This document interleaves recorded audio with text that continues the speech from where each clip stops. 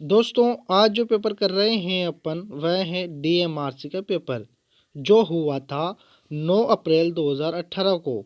ठीक है दोस्तों, तो इसका जो पहला ही क्वेश्चन है इस पेपर का वह है the data that should be know before winding और रिवाइंडिंग ऑफ एनएससी स्टेटर। देखिए जो क्वेश्चन कह रहा है वह कह रहा है कि अपन को वाइंडिंग या रिवाइंडिंग करने से पहले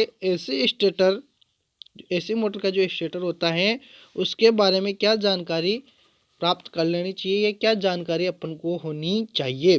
तो दोस्तों अपन को यह जानकारी होनी चाहिए कि एक तो पोलो की संख्या, कि भाई पोलो की संख्या कितनी है, और एक होना चाहिए अपन को ज्ञात कि फेज कनेक्शन कैसा था। ठीक है, फेज कनेक्शन के बारे में और पोलो की संख्या के बारे में अपन को जानकारी होना चाहिए, तभी अपन मोटर की वापस से वाइंडिंग या रिवाइंडिंग कर सकते हैं। अगला जो क्वेश्चन है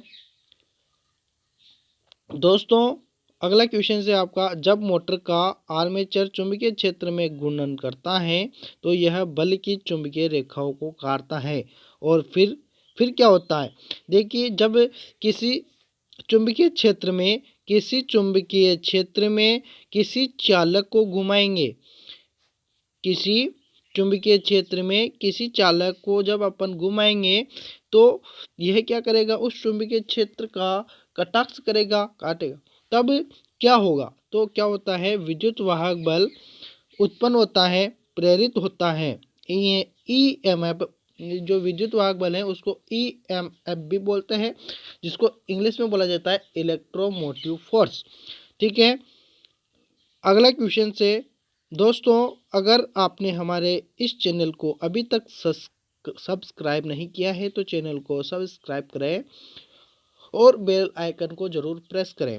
दोस्तों अगर आपको फिर भी नोटिफिकेशन नहीं मिलता तो आप हमारे डिस्क्रिप्शन में जो लिंक दिया है टेलीग्राम चैनल का उस पर क्लिक करें और टेलीग्राम चैनल पर जुड़ जाएं, ताकि आपको सभी वीडियो टेलीग्राम चैनल पर तुरंत मैसेज के साथ मिल जाए, ताकि आप किसी भी वीडियो को से वंचित ना रहें, सभी वीडियो आप रेगुलरली देख सकें। देखिए दोस्तों, तीसरा क्वेश्चन से, हम निम्नलिखित में से किस विधि द्वारा दुर्घटनाओं से बच सकते हैं। दोस्तों सुरक्षा उपकरणों का प्रयोग करके यह तो अपन बच सकते हैं। अब इसने यह क्यों नहीं किया सही, तो आगे बढ़ते हैं। पुरानी अपरिचित वीडियो का प्रयोग करके यह तो बिल्कुल नहीं होगा। कार्य विशेष मशीन तथा कार्य स्थान से संबंधित सुरक्षा नियमों का पालन करके। दोस्तों यह आपका आंसर किस लिए करेक्ट है, क्योंकि कार्य विशेष कोई भी कार्य है तो मशीन तथा कार्य स्थान से संबंधित सुरक्षा नियमों का पालन करके ही अपन बच सकते हैं, न कि सुरक्षा उपकरण। अब अगर अपन किसी भी प्रकार के सुरक्षा उपकरण का उपयोग करके और किसी भी मशीन पर जा रहे हैं जहां पर ग्लव्स की आवश्यकता नहीं है और वहां पर अपन ग्लव्स पहनकर कार्य कर रहे हैं तो मशीन को भी खराब कर सकता है और अपन को भी क्षति पहुंचा सकता है। जहां पर ग्लव्स की ज़रूरत नहीं है, सॉरी चश्मा की ज़रूरत नहीं है, अपन चश्मा पहन के कार्य कर रहे हैं तो वहाँ पर भी हानि हो सकती है। यानी कि जो सुरक्षा उपकरण मशीन के और स्थान से संबंधित रहें वही सुरक्षा आवरण अपन को पहनने चाहिए, न कि फालतू आवरण भी पहन लेना चाहिए, ये गलत बात है। ठीक है, अगला क्वेश्चन है दोस्तों हम करवाने जा रहे हैं आपको टोटल 1000 क्वेश्चन। 1000 क्वेश्चंस होंगे, डेली आपको 25 क्वेश्चंस मिल रहे हैं। डेली हमारा वीडियो अपलोड हो रहा है यूट्यूब चैनल पर और उसी के साथ लिंक शेयर हो रहा है टेलीग्राम पर, तो आप टेलीग्राम पर भी जुड़ जाए ताकि आपको वहाँ पर लिंक मिल जाएगा। और अपन डेली 25 क्वेश्चंस कर रहे हैं और सभी 25 क्वेश्चंस हमने प्रीवियस पेपर से लिए हैं। ठीक है, तो इसी प्रकार अपन प्रीवियस पेपर से 1000 क्वेश्चंस करेंगे जो आपको 1000 क्वेश्चंस की सीरीज देगा और आपको बहुत ही फायदा दिलाएगा। दोस्तों बहुत सारे बच्चों की यही समस्या रहती है कि प्रीवियस पेपर कहाँ से लाएं, कहाँ से हल करें, तो आप हमारे चैनल को सब्सक्राइब कर ले। आपको यहाँ पर से प्रीवियस पेपर जितने हो सकते हैं, ये 1000 क्वेश्चन तक ही हम सीमित नहीं रखेंगे। जब ये 1000 क्वेश्चन की सीरीज हो जाएगी तो अपन 1000 से 2000 क्वेश्चन तक की सीरीज शुरू करेंगे। ठीक है दोस्तों, चौथा क्वेश्चन है आपका कि किसी माध्यम के विद्युत प्रतिरोध को प्रत्यक्ष रूप से किसके द्वारा मापा जा सकता है। देखिए यहाँ पर ज़्यादा बड़ा क्वेश्चन नहीं है, बहुत ही नॉर्मल क्वेश्चन है कि किसी माध्यम के विद्युत प्रतिरोध को, किसी भी उपकरण का या कोई भी है उसका प्रतिरोध किसके द्वारा मापा जाता है। ओनली नॉर्मल है कि प्रतिरोध किसके द्वारा मापा जाता है, प्रतिरोध की एसआई इकाई। तो देखिए ओम मीटर के द्वारा अपन प्रतिरोध को माप सकते हैं, वाट मीटर के द्वारा वाट मापा जाता है, मेगर के द्वारा जो मापा जाता है वह मापा जाता है इंसुलेशन इंसुलेशन इंसुलेशन मापा जाता है मेगर के द्वारा, और विभव मापी के द्वारा वोल्टेज मापा जाता है। अगला क्वेश्चन है आपका, मापक यंत्रों में नियंत्रक बलागुण टॉर्क आवश्यक होता है क्योंकि यह विक्षेप बलागुण का विरोध करता है। इसलिए बहुत ही सिंपल क्वेश्चन है, विक्षेप बलागुण सॉरी। अगला क्वेश्चन से देखिए दोस्तों, इंग्लिश में भी क्वेश्चंस लिखा हुआ आता है और इसका हिंदी अनुवाद कहीं पर भी दिया हुआ नहीं रहता है। ऐसे क्वेश्चंस को अपन को समझना पड़ता है।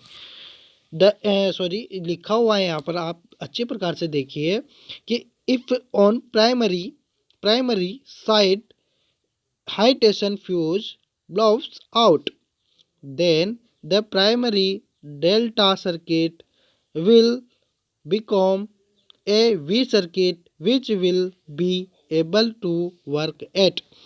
देखिए दोस्तों, जब हाई टेंशन फ्यूज से जो भी करंट है वह बाहर निकलकर the primary delta circuit will be, यानी कि डेल्टा सर्किट से वी सर्किट में जाता है, तब फुल लोड का कितना परसेंट जो कार्य का जो कितना परसेंट फुल लोड रहेगा। तो देखिए फुल लोड का कितना परसेंट करंट रहेगा, तो दोस्तों 58%। फुल लोड का कितना रहेगा, 58%। अगला क्वेश्चन है आपका, in a hand starter of DC shunt motor of 3 point starter which of the following motors is use.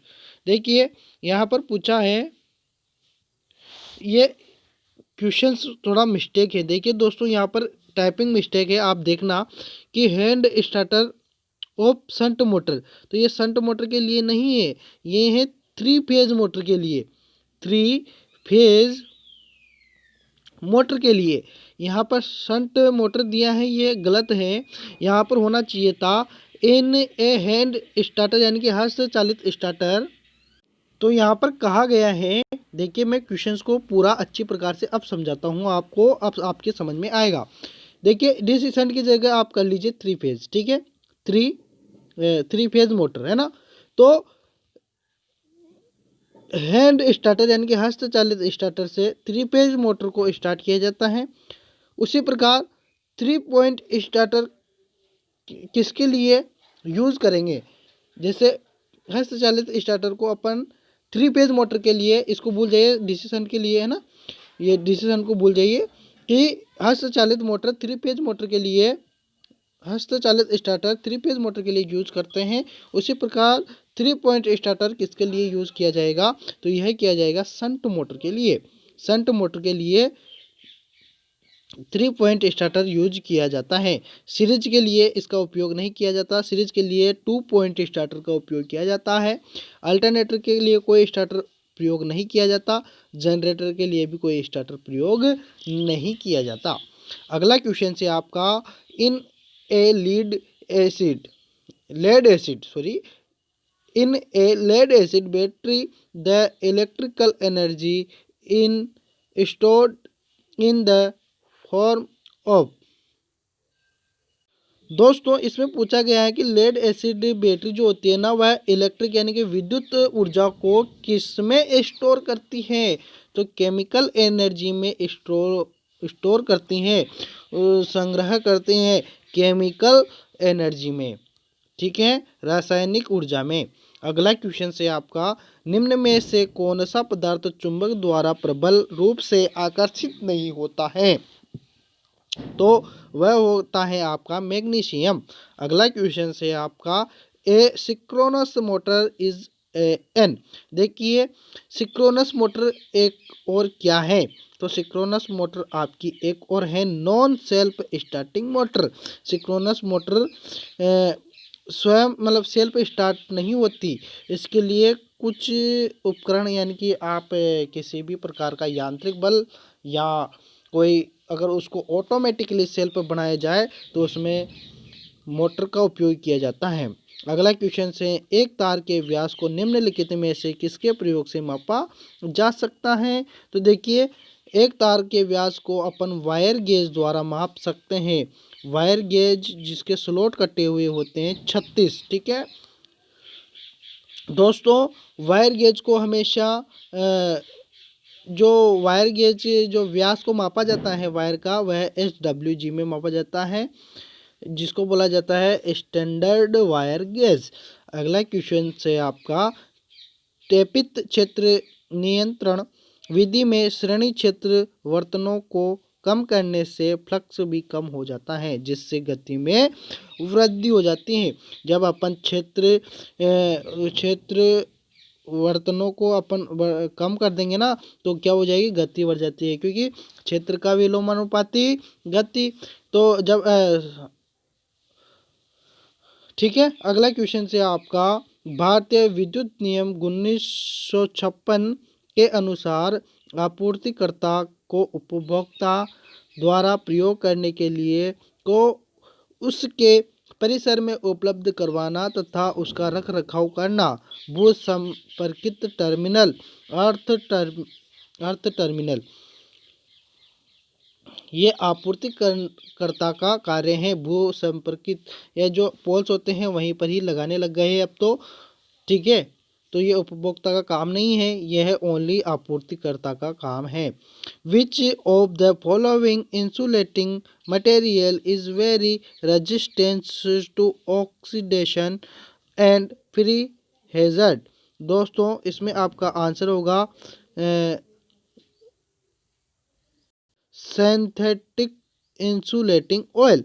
यह ट्रांसफार्मर में भी उपयोग किया जाता है दोस्तों, यह ट्रांसफार्मर में भी उपयोग किया जाता है। यह ऑयल बहुत ही अच्छा है, जो विद्युत इसको खनिज बोला जाता है, यह बिल्कुल प्रतिरोधक है, ठीक है, ये बहुत ही अच्छा प्रतिरोधक है ऑयल, ये द्रव्य में इसको लिया जाता है। अगला क्वेश्चन से आपका the polarities remain constant in which of the following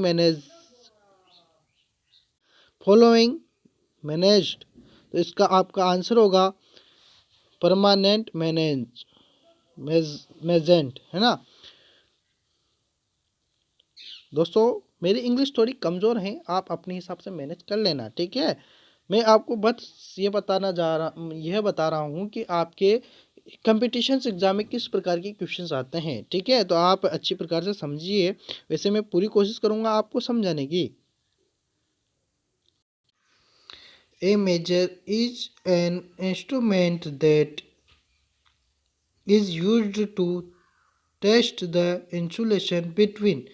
देखिए किसी भी उपकरण को अपन को चलाने से पहले क्या जांच लेना चाहिए, क्या अपन को परख लेना चाहिए, तो हाई पोटेंशियल पॉइंट है अर्थ की जांच अपन को कर लेना चाहिए, जिससे दुर्घटना होने से बचा जा सकता है। दोस्तों अगला क्वेश्चन से आपका द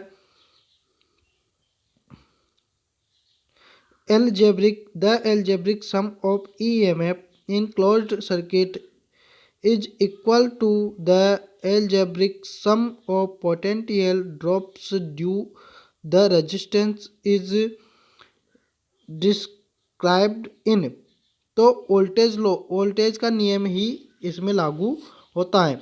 अगला क्वेश्चन से in carbon resistor the carbon is used for making register as it is an तो नॉन मेटेलिक एंड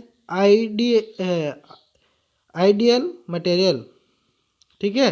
अगला क्वेश्चन से एक सार्वत्रिक मोटर में क्षेत्र वेस्टर्न किस प्रकार के तार से निर्मित होती हैं, तो वह होती हैं मोटे वल्क युक्त इनामेल्ड तार से।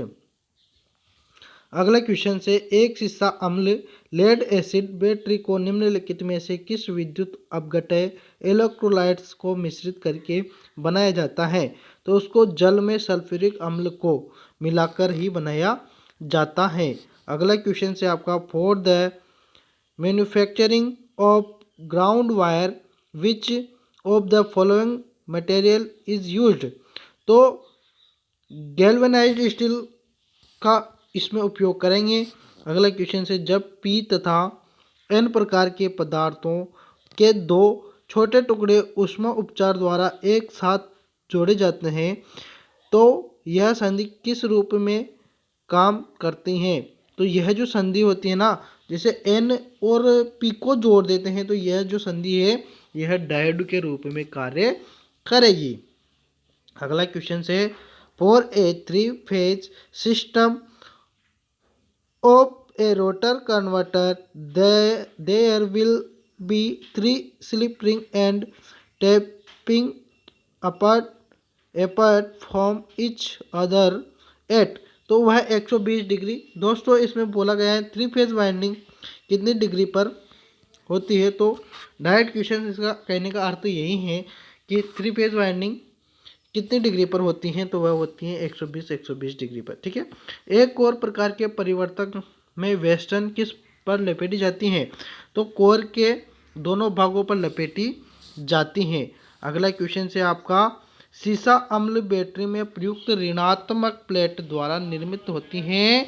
तो दोस्तों यह होती है शुद्ध सीसा लेड के द्वारा निर्मित की जाती हैं।